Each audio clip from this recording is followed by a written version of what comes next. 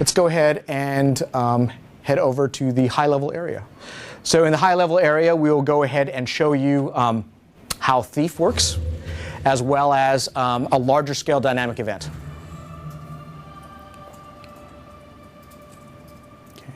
So I talked a little bit about how we want our combat to be very active, to be very dependent on position, and nowhere is that more true than with the thief profession.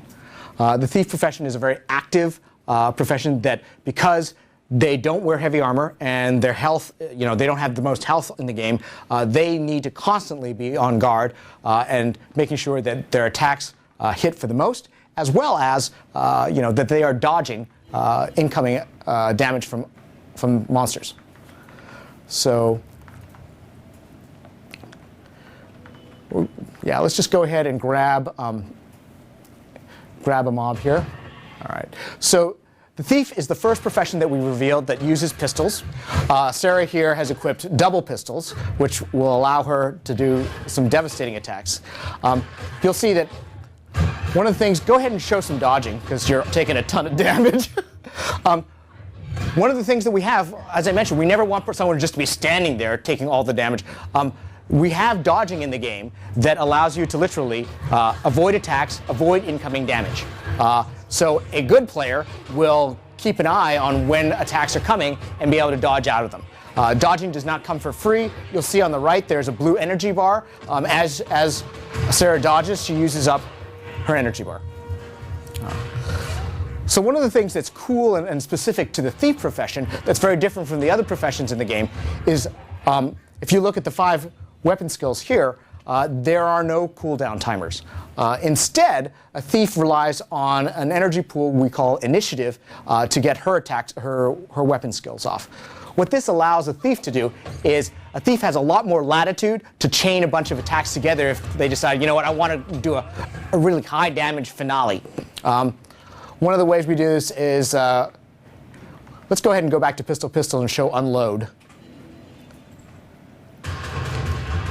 Unload is a particularly powerful attack that, because she's pulling off of her initiative and there's no cooldown, she can do 2 unloads back to back and really take a mob down quickly.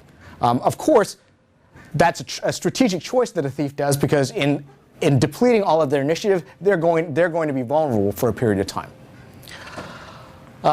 We could go ahead and show stealth. Obviously, one of the key things behind a thief would be their ability to stealth. Unlike other games, stealth is not unlimited in Guild Wars 2. Stealth is a very powerful ability, and so we want it to be something that players use strategically, as opposed to something that they kind of is a safety net that they have on all the time. So there is, in fact, a timer on stealth. It is not unlimited. It should be used. It should be used with careful forethought. One of the other abilities that's unique to the thief profession is something we call Shadow Step, which is the ability to teleport in and out of combat quickly.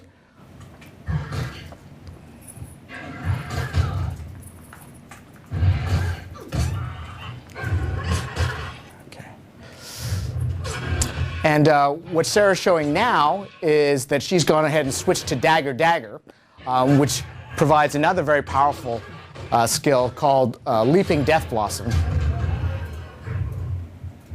which she did a pretty good job of using just now. Let's see.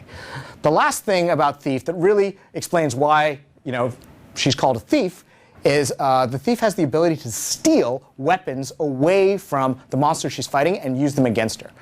So in the case of the Moa, she'll be able to steal a handful of feathers. You'll notice the skill bar changed. And she used them on the Moa. The feathers basically blind the Moa and stop them from attacking for a brief period of time.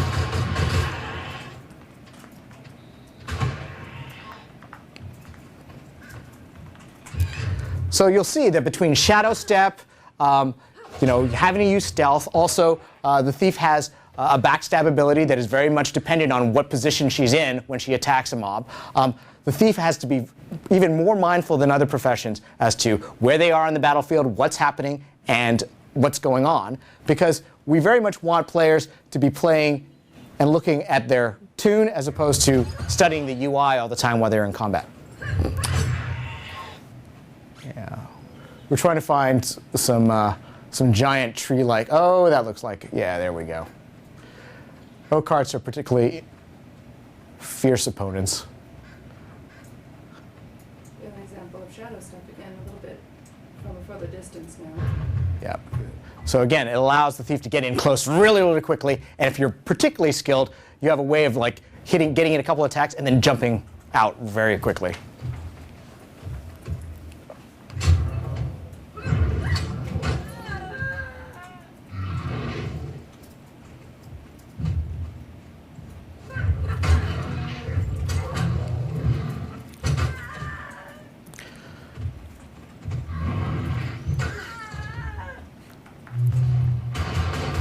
There you go.